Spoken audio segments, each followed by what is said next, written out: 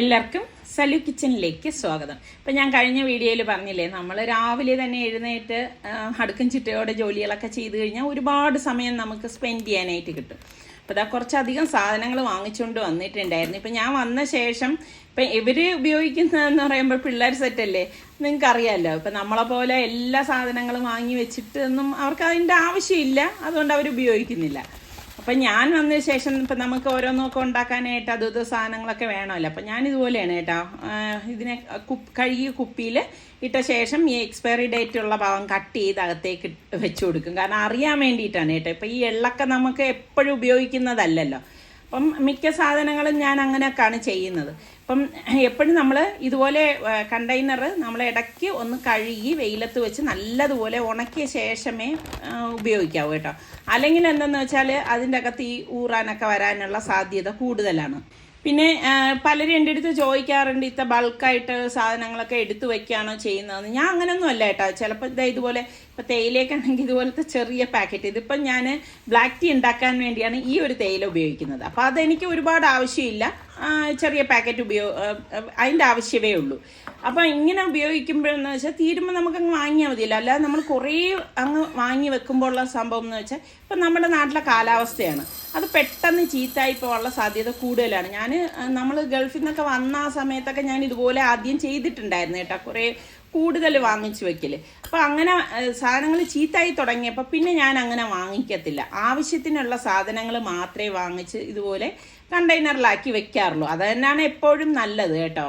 അതുപോലെ ഇപ്പം നമ്മൾ സവാള ആയാലും കൊച്ചുള്ളി ആണെങ്കിലും പൊട്ടറ്റോ ആണെങ്കിലും ഒക്കെ ഞാൻ വാങ്ങിക്കൊണ്ട് വന്നു കഴിഞ്ഞാൽ ഞാൻ നോക്കും കേട്ടോ. അതിലിപ്പം ഇതുപോലെ ബാഗിൽ കിട്ടുന്ന സവാള, അതായത് സവാള ആണെങ്കിലും പൊട്ടറ്റോ ആണെങ്കിലും ചിലപ്പോൾ നമ്മൾ വീട്ടിൽ വന്നിട്ട് ഇതുപോലെ ഒന്ന് അഴിച്ചിടുമ്പോഴായിരിക്കും ചിലപ്പോൾ അതിൻ്റെ ഇടയിൽ ചീഞ്ഞതോ അഴുകിയതോ കാണുന്നത്. അപ്പോൾ നമ്മളത് മാറ്റി വച്ചില്ലെങ്കിൽ എന്താണെന്ന് വെച്ചാൽ കൂടെ ഉള്ളതും കൂടി അത് ചീത്തായിപ്പോവും. അപ്പം എന്ന് വെച്ചാൽ ഇതിൽ നല്ലത് നോക്കി അങ്ങ് മാറ്റി വെക്കാണ്. ചീത്ത ഏതെങ്കിലും ഉണ്ടെങ്കിൽ അപ്പോഴേ എടുത്ത് അങ്ങ് മാറ്റും കേട്ടോ. ഇങ്ങനെയൊക്കെ ചെയ്യുമ്പോൾ ജോലി എളുപ്പമാണ്.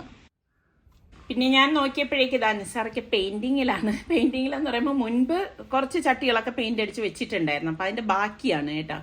അപ്പം നിസാറിക്കാണെങ്കിൽ ഇങ്ങനെ വെറുതെ ഇരിക്കാൻ വലിയ താല്പര്യമുള്ള ആളല്ല കേട്ടോ. ഞാനിവിടെ മക്കളുടെ അടുത്തായാലും എപ്പോഴും പറയുന്നൊരു കാര്യമാണ്, നിങ്ങൾ വെറുതെ ഇരുന്ന സമയം ഒരിക്കലും കളയരുത്. നമ്മൾ വെറുതെ ഉള്ള മനസ്സുകളിലാണ് ദുഷിച്ച ചിന്തകളും കാര്യങ്ങളും ഒക്കെ ഉണ്ടാവണത്. എപ്പോഴും നമ്മൾ എൻഗേജ് ആയിട്ടിരിക്കണം, അപ്പോൾ നമ്മുടെ മനസ്സിന് ഭയങ്കര ഹാപ്പിനെസ് ഉണ്ടാവും. ഞാൻ പറഞ്ഞത് ശരിയല്ലേ? എപ്പോഴും നമ്മൾ തിരക്കായിട്ട് ഇതുപോലെയുള്ള കാര്യങ്ങളൊക്കെ ഏർപ്പെട്ട് നിൽക്കുമ്പോഴാണ് നമുക്ക് നല്ല ഒരു എനർജിയൊക്കെ ഫീൽ ചെയ്യുന്നത്. അങ്ങനെ പെയിന്റ് അടിച്ച് കുട്ടപ്പനായിക്കൊക്കെ വെച്ചിരിക്കുകയാണ്. ഇപ്പം ഇടയ്ക്ക് മഴയുള്ളത് കൊണ്ട് ഇതിപ്പോൾ പെട്ടെന്ന് ഉണങ്ങി കിട്ടും എന്നാണ് നിസാറിക്ക പറയുന്നത്. വാപ്പ അവിടെ വെളിയിൽ നിന്ന് പണി ചെയ്തോണ്ടിരിക്കുന്നു. അപ്പം വാപ്പാക്ക് ഒരു അടിപൊളി ജ്യൂസ് ഉണ്ടാക്കി കൊടുക്കാന്ന് വിചാരിച്ചു. നശിപ്പിക്കുമല്ലേ? ഇത് ഞാൻ നേരത്തെ ഉപയോഗിച്ചത് തന്നെ. ഇത് ഞങ്ങള് ഹജ്ജിന് പോയിരുന്നപ്പോഴേക്ക് അഗാറോയുടെ പ്രൊഡക്റ്റ് അവർ അയച്ചു തന്നതാണ്. ഞാനിതുവരെ യൂസ് ചെയ്തിട്ടില്ല. നമ്മുടെ റിച്ചു ആണ് ഇതിന്റെ ആള് കേട്ടാ. ഓറഞ്ച് കിട്ടിക്കഴിഞ്ഞാൽ ഇതാണ് പരിപാടി എന്നാണ് അന്ന് ഞാൻ വിളിച്ചപ്പോ എന്റെ അടുത്ത് പറഞ്ഞിരുന്നത്. ഇത് കളക്ട് ചെയ്യോ റിച്ചു? ഇത് ഇവിടെ ഒന്ന് സ്റ്റോറോ, ഓരോ പ്രാവശ്യം സ്റ്റോർ ആയിട്ട് ഞാൻ ഇങ്ങനെ താഴോട്ട് നിൽക്കുമ്പോ അങ്ങോട്ട് വെക്കണം. അടിപൊളി. അപ്പൊ ഇത് പ്യുവറാണ്, പഞ്ചസാര എല്ലാം ഒന്നുമില്ല, എല്ലാം ഡയറക്റ്റ്ലി ഇത്. എന്നിട്ട് നിങ്ങൾ വിചാരിക്കും ബാക്കി വരുന്നത് കളയൊന്നുമില്ല, ഞാൻ അത് കഴിക്കും. അതിൽ കഴിക്കാനൊന്നും ഇല്ല, ഞാൻ കഴിക്കും. ഞാൻ ഇത് നല്ല ക്യൂട്ടായിട്ടുള്ള ജ്യൂസർ കേട്ടോ. അപ്പം എനിക്ക് ഇങ്ങനെയൊക്കെയുള്ള ജ്യൂസർ ഉപയോഗിക്കാൻ ഭയങ്കര ഇഷ്ടമാണ്. പിന്നെ ഇവിടെ റിസ്വാനാണ് ഇത് ഉപയോഗിച്ചുകൊണ്ടിരുന്നത്, ഞാൻ ഇനിയേ ഉപയോഗിക്കത്തുള്ളൂ. പക്ഷേ ഇത് റിസ്വാൻ പറയുന്നുണ്ട് വാഷ് ചെയ്യാനൊക്കെ നല്ല എളുപ്പമാണ്, നമുക്ക് അങ്ങനെ ഒരു പാടോ ഒന്നുമില്ല കേട്ടോ. ഇതെല്ലാം നമുക്ക് ഓരോന്നും ഇളക്കിയെടുത്ത് ഈസി ആയിട്ട് വാഷ് ചെയ്യാം. ശരിക്കും നമുക്ക് ഈ ജ്യൂസൊക്കെ ഉണ്ടാക്കുന്ന ജ്യൂസർ വരുമ്പോഴേക്ക് ഇങ്ങനെയൊക്കെയുള്ള ജ്യൂസർ വാഷ് ചെയ്യുന്ന കാര്യം ഓർക്കുമ്പോഴാണ് അത് വേണ്ടാന്ന് തോന്നിപ്പോണം. പക്ഷേ ഇത് വളരെ യൂസ്ഫുൾ എന്നാണ് അവൻ പറയുന്നത് കേട്ടോ. അതിൽ നിന്ന് ആ ജ്യൂസ് വരുന്നത് കാണാൻ തന്നെ എന്തൊരു ഭംഗിയുണ്ട് അല്ലേ? പ്യുവർ ജ്യൂസ് അല്ലേ, ഒട്ടും മധുരം ഇടാതെ തന്നെ നമുക്ക് ഈസി ആയിട്ട് വീട്ടിൽ തന്നെ അടിപൊളിയായിട്ട് ഉണ്ടാക്കിയെടുക്കാം. എനിക്കില്ലേ എടുത്തത്? നീ നിനക്ക് പിടിക്കാൻ കൊണ്ടുവന്നല്ലേ?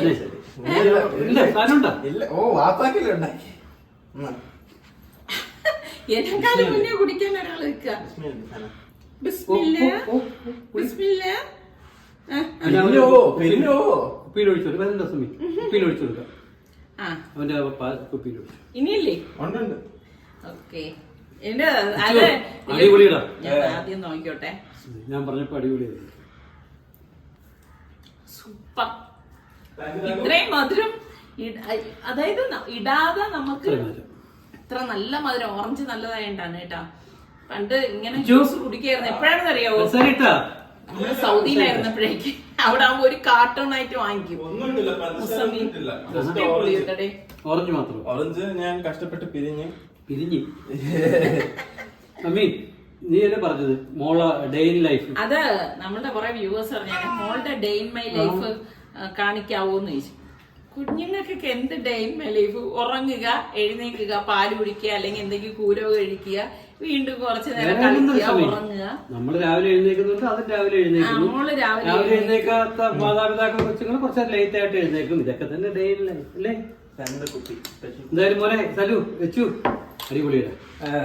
അതെന്ത് റിച്ചുവിന്റെ എന്ത് എഫേർട്ട് ഇതിലുള്ളത്? അടിപൊളി പിന്നെ സലു, റിച്ചുവിന്റെ എന്തെങ്കിലും എഫേർട്ട് നീ അവിടെ ഇരുന്നല്ലോ കണ്ടാ? മെഷീൻ താഞ്ഞ ജ്യൂസ് ഇങ്ങനെ സലു നീ എന്തെങ്കിലും കണ്ടാ? കഷ്ടപ്പെട്ട് മുറിച്ചേണ്ട മീനാരെ വിളിക്കും. ചേച്ചി വന്നതാണ് മോളെ. അങ്ങനെ ദേ ഒരുപാട് നാളിന് ശേഷമാണ് നമ്മുടെ ഷീല ചേച്ചി ഞാനിന്ന് കാണുന്നത് കേട്ടോ. ഇടയ്ക്ക് ചേച്ചി ഇങ്ങനെ വരാറുണ്ടായിരുന്നു എന്ന് പറഞ്ഞു. പക്ഷെ മോൾക്ക് എപ്പോഴും ഇവർക്ക് മീന് വേണ്ടല്ലോ, അങ്ങനെ ഇടയ്ക്ക് മാത്രമേ വാങ്ങിക്കാറുള്ളൂ എന്ന് പറയുന്നത്. അപ്പൊ ചേച്ചി പറയുന്നുണ്ട് ഈ പിള്ളേരൊന്നും മീന് കൂട്ടത്തില്ലേ എന്നൊക്കെയാണ് എൻ്റെ അടുത്ത് ചോദിക്കുന്നത്. അപ്പോൾ മീൻ വെട്ടിക്കൊണ്ടിരിക്കുമ്പോഴേക്കൊണ്ട് ഇതാരാണ് ഇവിടെ വന്ന് നിൽക്കുന്നതെന്ന് നോക്കിയേ. ചേച്ചിയുടെ തൊട്ട് പുറകിൽ ഞാൻ പറഞ്ഞു അങ്ങോട്ട് നോക്ക് ചേച്ചി എന്ന് പറഞ്ഞപ്പോഴേക്ക് ചേച്ചി ഒരു മീൻ ഇട്ട് എടുത്തേട്ടോ.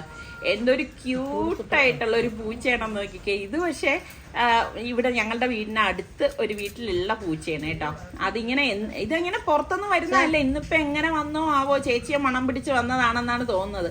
അപ്പൊ അതിന്റെ ആ ഓട്ടവും വരവും നിപ്പും ഒക്കെ കാണാനായിട്ട് ഭയങ്കര ക്യൂട്ട് തോന്നുന്നുണ്ട്. അപ്പൊ ചേച്ചി ഇടയ്ക്കിടയ്ക്ക് അവനുള്ള മീൻ ഇട്ട് കൊടുക്കാണ് കേട്ടോ. അവൻ മീനും വായിൽ കടിച്ചു പിടിച്ചിട്ട് അങ്ങ് തിരിഞ്ഞങ്ങ് ഓടിക്കളയും കേട്ടോ. ഇതിപ്പോ ആരും എടുക്കാതിരിക്കാൻ എടുക്കുക. അങ്ങനെ മീനൊക്കെ വാങ്ങിച്ച് വൃത്തിയാക്കി വെച്ച ശേഷം ഞാൻ പോയി കുളിയൊക്കെ കഴിഞ്ഞു. കുറച്ച് പണിയൊക്കെ ഉണ്ടായിരുന്നു ഇതിനിടയിൽ കേട്ടോ. പിന്നെ ഞാൻ വന്നിട്ട് പരിപ്പ്, ഇത് നമ്മളുടെ ചെറുപയർ തോല് കളഞ്ഞ പരിപ്പാണ് കേട്ടോ.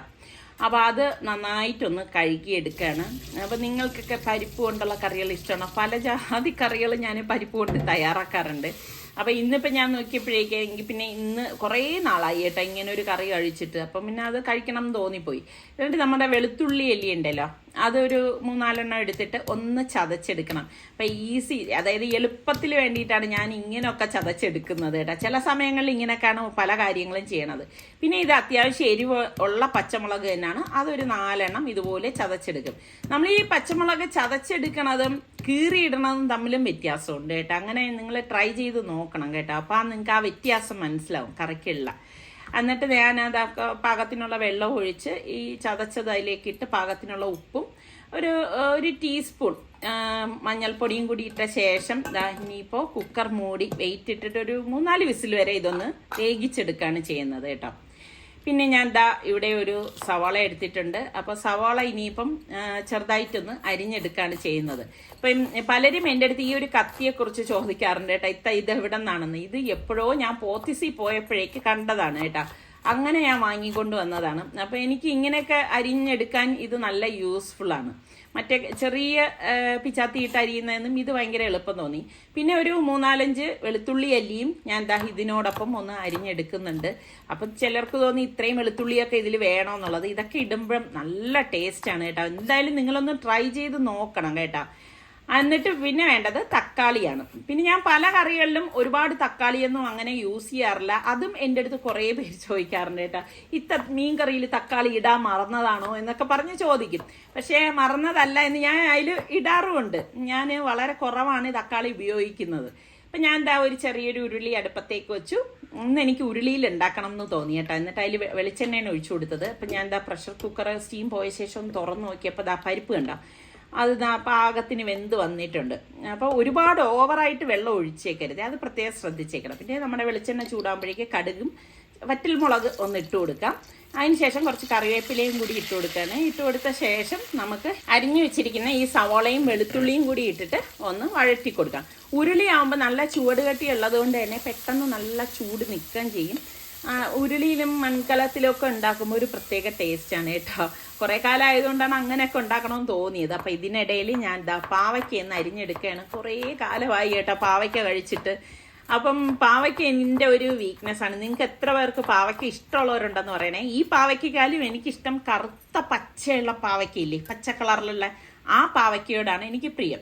അപ്പോഴേക്കും ഇതേ നമ്മളുടെ സവാളയൊക്കെ ഒന്ന് മൂത്ത് വന്നിട്ടുണ്ട്. ഇതിലേക്ക് നമുക്ക് 1.5 ടീസ്പൂൺ മല്ലിപ്പൊടിയും 1/2 ടീസ്പൂൺ ചെറിയ ജീരകത്തിൻ്റെ പൊടിയും 1/4 ടീസ്പൂൺ വറുത്ത് പൊടിച്ച ഉലുവാപ്പൊടിയും 1.5 teaspoon Kashmiri chilli powder 1 teaspoon മഞ്ഞൾപ്പൊടി പാകത്തിനുള്ള ഉപ്പ് ഇത്രയും കൂട്ടിയിട്ട് നമുക്കിത് ഇളക്കി കൊടുക്കാം. പൊടികൾ കരിഞ്ഞു പോകാതിരിക്കാൻ തീ ഒന്ന് കുറച്ച് വെച്ചിട്ട് വേണം നമ്മളിത് ഇളക്കി കൊടുക്കാനുള്ളത് കേട്ടോ. എന്നിട്ട് നമ്മൾ ഈ അരിഞ്ഞു വെച്ചിരിക്കുന്ന തക്കാളി ഉണ്ടല്ലോ അതും കൂടി ഇട്ടിട്ട് ഇതുപോലെ ഒന്ന് ഇളക്കി കൊടുക്കണം. അപ്പം നല്ല ചൂടുള്ളത് കൊണ്ട് തന്നെ തക്കാളി പെട്ടെന്നൊന്ന് വെന്ത് കിട്ടും. പിന്നെ നമ്മൾ വേവിച്ച് വെച്ചിരിക്കുന്ന പരിപ്പ് ഇതിലേക്ക് ഒഴിച്ച ശേഷം ഇതുപോലെ ഒന്ന് ഇളക്കി കൊടുക്കാം. ഇളക്കി കൊടുത്ത ശേഷം നമുക്കിനിയിപ്പം എത്രയാണോ അത് ലൂസ് വേണ്ടത് അതിന് പാകത്തിനുള്ള വെള്ളം നമ്മൾ ഇതിലേക്ക് ഒഴിച്ചിട്ടാണ് നമ്മളിത് ഇളക്കിയെടുക്കുന്നത് കേട്ടോ.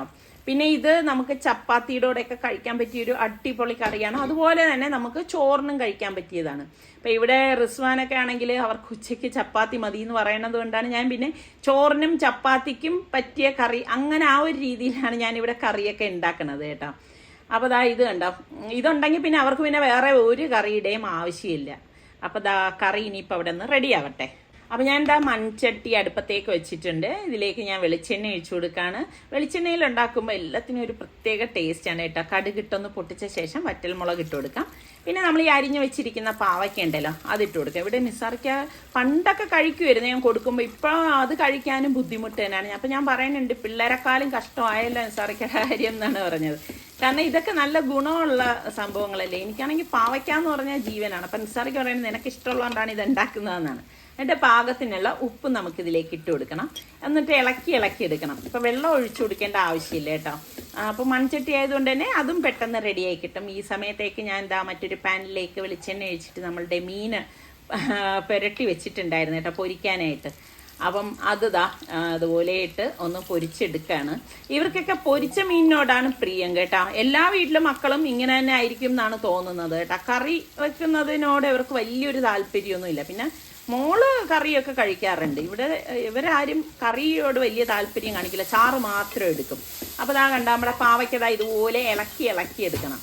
ഇനി നമുക്കിതിലേക്ക് പാകത്തിനുള്ള മഞ്ഞൾപ്പൊടി ഇട്ട് കൊടുക്കാം കേട്ടോ. 1 ടീസ്പൂണോളം മുളക് പൊടിയും കൂടി ഞാൻ ഇട്ട് കൊടുക്കുന്നുണ്ട്. കാശ്മീരി ചില്ലി പൗഡറാണ് ഇട്ട് കൊടുക്കുന്നത്. അതൊക്കെ നമ്മളുടെ എരിവിൻ്റെ പാകത്തിനനുസരിച്ച് കൂട്ടുകയും കുറയ്ക്കുകയും ചെയ്യാം. അപ്പം ഈ 2 പൊടികളേ ഉള്ളൂ. അപ്പം ഇതുപോലെ ഒന്ന് ഇളക്കിയെടുക്കുമ്പോൾ നമ്മുടെ പാവയ്ക്ക മെഴുക്ക് വരട്ടിയും റെഡിയാണ്. അപ്പം മീനും റെഡിയായി വരുന്നുണ്ട്. അപ്പം അതൊന്ന് മറിച്ചിട്ട് കൊടുക്കാം. അപ്പം ഇതാണ് നമ്മളുടെ ഇന്നത്തെ ലഞ്ച് എന്ന് പറയുന്നത്. അതിൻ്റെ ആവശ്യമായിട്ടുള്ളൊരു ലഞ്ച് തന്നെയാണ് കേട്ടോ.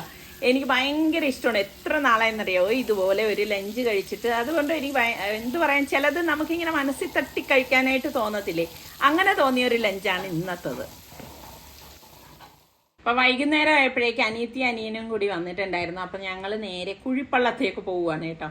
അപ്പം ബോഗൻവില്ല വാങ്ങിക്കാൻ വേണ്ടിയിട്ടാണ് മനസ്സിൽ ഇങ്ങനെ കരുതി വെച്ചിട്ട് പോകുന്നത്. അപ്പം അവിടെ എത്തിയപ്പോഴേക്കൊണ്ട് ബോഗൻവില്ല ചെടികളൊക്കെ ഉണ്ട്, പക്ഷെ പൂത്ത് നിൽക്കുന്നത് കാണാൻ അങ്ങനെ നമുക്ക് സാധിക്കത്തില്ല. കാരണം ഈ ഒരു കാലാവസ്ഥയിൽ ഈ ഒരു മാസങ്ങളിൽ ബോഗൻവില്ല അധികം പൂക്കാറില്ല. അപ്പം ഇവിടെ നിന്ന് പോയപ്പോഴേ അനിയത്തി പറയുന്നുണ്ട് നിനക്ക് ചെടി മാത്രമേ കാണാൻ പറ്റത്തുള്ളൂ എന്നൊക്കെ പറഞ്ഞു. എന്നാലും എനിക്ക് വാങ്ങിക്കണം എന്ന് കരുതിയിട്ട് ഞാൻ വിളിച്ചോണ്ട് പോയതാണ് കേട്ടാ. അങ്ങനെ ഇപ്പം നോക്കിയിട്ട് അവൾക്കാവുമ്പോൾ ഇതിനെക്കുറിച്ച് കൂടുതൽ കാര്യങ്ങളൊക്കെ അറിയാം, ഏത് ചെടി എങ്ങനെയാണ്. അപ്പം എന്നെ വഴക്ക് പറയുന്നുണ്ട്, സമയാസമയം അതിന് ചെടിക്ക് വളമൊന്നും ഇട്ട് കൊടുക്കാത്തത് കൊണ്ടാണ് ചെടി പൂക്കാത്തതെന്നൊക്കെ പറഞ്ഞ് വഴക്ക് പറയും. എനിക്കിങ്ങനെ കാണാൻ ഭയങ്കര ഇഷ്ടമാണ് കേട്ടോ. അതിനെ പരിപാലനം ഞാൻ വളരെ കുറവ് എന്ന് തന്നെ പറയാം. നമ്മളിവിടെ വന്നതേ ഒരുപാട് ലേറ്റായിപ്പോയി കേട്ടോ. അപ്പം സ്റ്റാഫൊക്കെ തിരിച്ചു പോകുന്ന ആ ഒരു ടൈമിലാണ് ഞങ്ങളിവിടെ എത്തിയത്. എന്നാലും അത്യാവശ്യം വേണ്ട ബോഗൻവില്ലയൊക്കെ എടുത്തു. പിന്നെ 1-2 അല്ലാത്ത ചെടികളൊക്കെ എടുത്ത് എന്തൊക്കെ എടുത്തെന്നുള്ളത് ഞാൻ വീട്ടിൽ പോയിട്ട് കാണിച്ചു തരാം കേട്ടോ. അപ്പം അനിയത്തി പറയുന്നുണ്ട് ഇതിപ്പം ഈ ഒരു സമയമായതുകൊണ്ട് നമുക്ക് വലിയ പ്രൈസൊന്നും ആയിട്ടില്ല.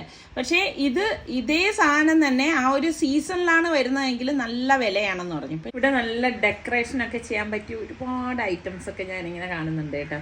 പക്ഷെ ഇതൊന്നും നമുക്കങ്ങനെ ആവശ്യമില്ല. പക്ഷെ ഈ ഒരു പച്ചപ്പും ഒക്കെ കാണുമ്പോൾ മനസ്സിന് ഭയങ്കര ഒരു സന്തോഷം തോന്നും കേട്ടോ. അപ്പം ഞാനിങ്ങനെ ഇടയ്ക്കിടയ്ക്ക് പറയുമ്പോൾ അനീതി പറയുന്നുണ്ട്, വെറുതെ സന്തോഷം മാത്രം പോരാ, ഇതിന് കുറച്ച് എഫേർട്ടും കൂടി വേണം എന്നാണ് അവൾ പറയണം. അത് ശരി തന്നെയല്ലേ. ഇതിപ്പോൾ മുല്ല വാങ്ങിക്കാനായിട്ട് വന്നു നിന്നാണ്, ഒരുപാടൊന്നും വാങ്ങിച്ചില്ല. കാരണം അത്യാവശ്യം വേണ്ടത് നമ്മുടെ വീട്ടിലുള്ള സ്ഥലത്തല്ലേ നമുക്ക് വയ്ക്കാൻ പറ്റത്തുള്ളൂ, അതിന് വേണ്ടതുള്ള ചെടിയാണ് എടുത്തത്. പിന്നെ ഇതൊക്കെ കാണാൻ നല്ല രസമുണ്ട് പൂത്ത് നിൽക്കുന്നത്, പക്ഷേ മണമൊന്നുമില്ല കേട്ടോ. പിന്നെ അത്യാവശ്യം ഇതുപോലത്തെ പോട്ടൊക്കെ ഒന്ന് വാങ്ങിക്കണമായിരുന്നു. അതും നമ്മൾ ഉദ്ദേശിച്ച വലിപ്പത്തിലുള്ളതില്ലായിരുന്നു, പിന്നെ ഉള്ളത് ഞങ്ങളങ്ങ് വാങ്ങി. അപ്പം ഇതൊക്കെയാണ് നമ്മളുടെ ചെടികൾ എന്ന് പറയുന്നത്. അപ്പം കാറിൽ ഉള്ള സ്ഥലത്ത് അവർ അഡ്ജസ്റ്റ് ചെയ്തൊക്കെ വെച്ച് തരാമെന്ന് പറഞ്ഞു. കാരണം ഞങ്ങൾ ഇത്രയും പേര് പോയതും കൂടിയല്ലേ. ഇതൊക്കെ വാങ്ങിയിട്ട് ഇറങ്ങിയപ്പോഴേക്ക് ഇച്ചിരി ലേറ്റായിപ്പോയി കേട്ടോ. അപ്പോൾ ഇതൊക്കെയാണ് നമ്മളുടെ ഇന്നത്തെ വിശേഷങ്ങൾ എന്ന് പറയുന്നത്. അപ്പം എന്തൊക്കെ ചെടികൾ വാങ്ങിച്ചു എന്നുള്ളത് ഡീറ്റെയിൽ ആയിട്ട് ഞാൻ ഇനി പറയാം കേട്ടോ. അപ്പം നമ്മളുടെ ചാനൽ കണ്ടുകൊണ്ടിരിക്കുന്നവരിൽ സബ്സ്ക്രൈബ് ചെയ്യാതെ കാണുന്ന ആരെങ്കിലുമൊക്കെ ഉണ്ടെങ്കിൽ നിങ്ങൾക്ക് ഇഷ്ടപ്പെടുകയാണെങ്കിൽ സബ്സ്ക്രൈബ് ചെയ്യാൻ, ആ ബെല്ലൈക്കൺ പ്രസ് ചെയ്യാനൊന്നും മറന്നു വരുത് കേട്ടോ. പിന്നെ നിങ്ങളെല്ലാവരും എപ്പോഴും മറക്കുന്ന ഒരു കാര്യമുണ്ട്, ഇഷ്ടമായി എന്നൊക്കെ പറയും, പക്ഷേ ലൈക്ക് കൊടുക്കാൻ നിങ്ങൾ മറന്നു പോകുന്നോന്ന് എനിക്കൊരു ഡൗട്ട് ഇല്ലാതില്ല. അപ്പം ഇഷ്ടപ്പെടുകയാണെങ്കിൽ ഒന്ന് ലൈക്ക് ചെയ്തേക്കണം കേട്ടോ. അങ്ങനെ വീട്ടിൽ കൊണ്ടുവന്നത് ഇതൊക്കെ ഒന്ന് വരാന്തയിലേക്ക് എടുത്തു വെക്കുകയാണ്. അപ്പോൾ ഇനി നമുക്ക് അടുത്ത വ്ളോഗിൽ വീണ്ടും കാണാം. അതുവരയ്ക്കും എല്ലാവർക്കും ബൈ.